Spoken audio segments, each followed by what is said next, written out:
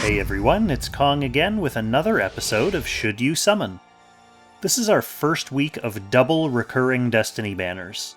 Twice as many characters to discuss means I have to be twice as respectful of your valuable time, so I'm going to distill these high-level overviews down to just the essentials.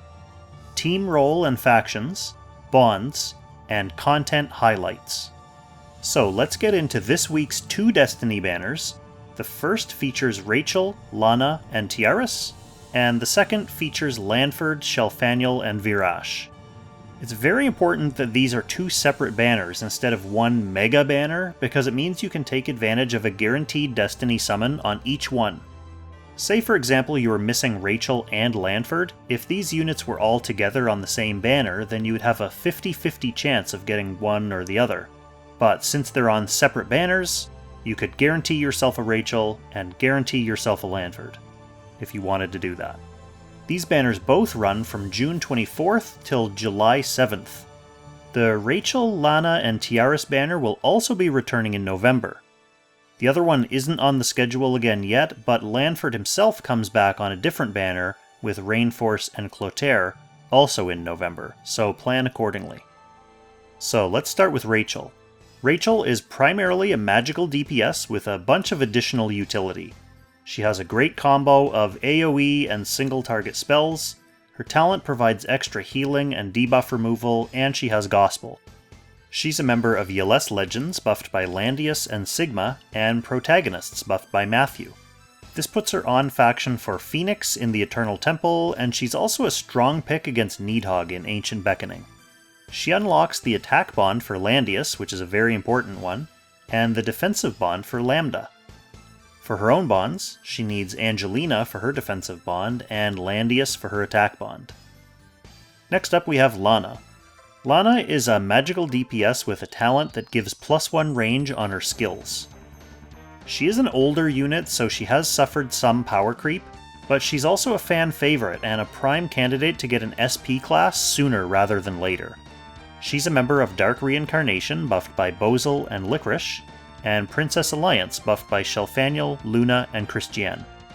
This puts her on faction for Leviar in the Eternal Temple, and also makes her a strong pick against Fenrir and Needhog in Ancient Beckoning. She unlocks the attack bond for Sonya, and for her own bonds she needs Leon for her defensive bond and Elwyn for her attack bond. Next we have Tiaris. Tiaris is a powerful mobile healer. Her talent lets surrounding heroes automatically heal every time they get attacked, and she also has great support skills in Attack Blessing and Miracle.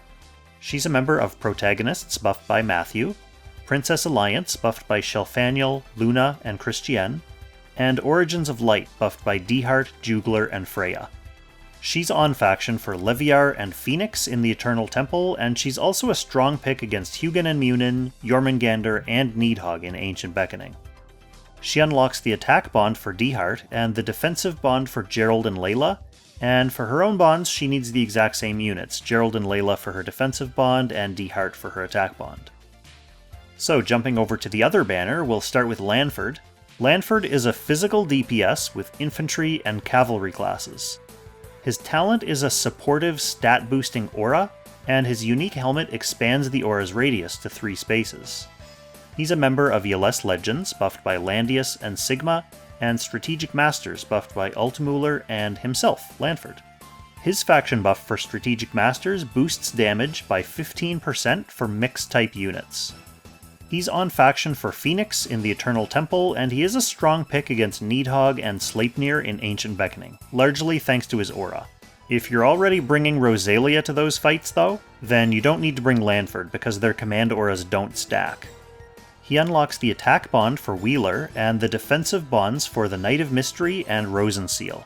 For his own bonds, he needs Shelfaniel for his defensive bond and Landius for his attack bond. Speaking of which, next up is Shelfaniel. She's a big magical AoE specialist. Whenever she deals damage with a skill, her talent reduces the cooldown of that skill by up to 3 depending on your star level. She also has a unique helm that has a 30% chance to grant +1 range and +1 span to her skills. She's a member of Yeless Legends buffed by Landius and Sigma, and Princess Alliance, buffed by Luna, Shelfaniel, and Christiane. So her faction buff for Princess Alliance increases skill damage by 12%. She's on faction for Leviar and Phoenix in the Eternal Temple, and Needhog in Ancient Beckoning. She's probably also the game's premier treasure goblin killer. She unlocks the attack bonds for Angelina, Oliver, and Serena, and the defensive bond for Lanford. She gets a freebie on her defensive bond from Almeida, but she does need Angelina for her attack bond. Finally, we have Virash. Virash is a gimmicky physical DPS who can revive several times. His unique armor gives him a random buff whenever he revives, and his 3C gives him immunity to fixed damage when he engages after reviving, as well as a strong physical single target attack. He's a member of Yeless Legends, buffed by Landius and Sigma, and Meteor Strike, buffed by Zerida and Epsilon.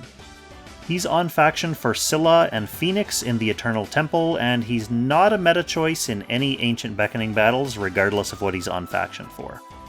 He does unlock the defensive bond for Brenda and the attack bond for Helena, which is currently the most compelling reason to summon for him. He needs Lambda for his own defensive bond, and Rainforce for his attack bond. So, here's the quick and dirty. Rachel is a magical DPS with lots of utility, and she unlocks the attack bond for Landius and the defensive bond for Lambda. Lana is a magical DPS with extra range, and she unlocks the attack bond for Sonya. Tiaris is an excellent healer and support.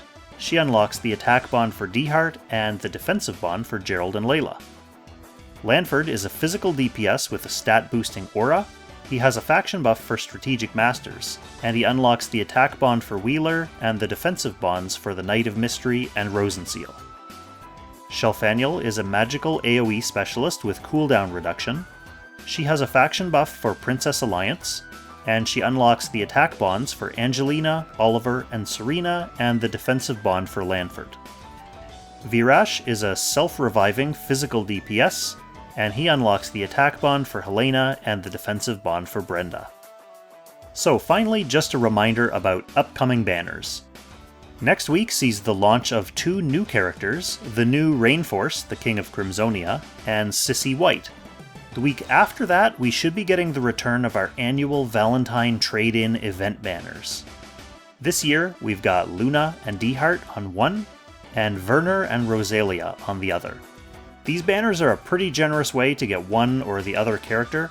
Unlike the normal space-time essence trade-in mechanic from regular banners, you get a trade token no matter who you summon, even if they're not already 6 stars.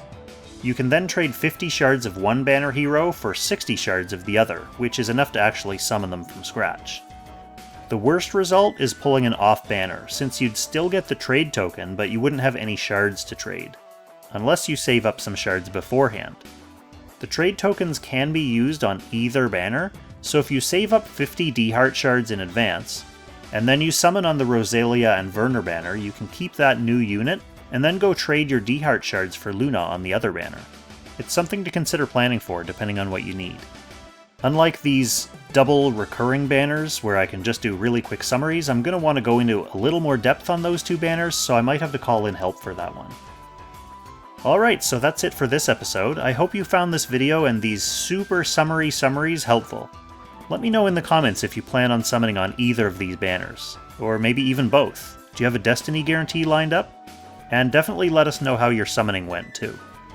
I do fortunately have all 6 of these characters, and none of them are particularly units that I want to risk summoning just to shard up. I'm happy getting any of these characters as off banners to help build them up, but I'm not going to go in and summon specifically for them. So it is going to be a skip week for me, another opportunity to save up.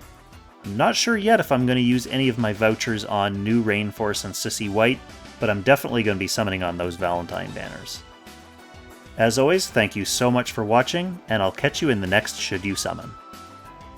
Extra special thanks, of course, to our Langrisser tier channel members Levitt, Derek Gunderson, Kyle Greer-Brown, and William Householder. Thanks also to all of our Gold tier members for your generous support. Thank you so much.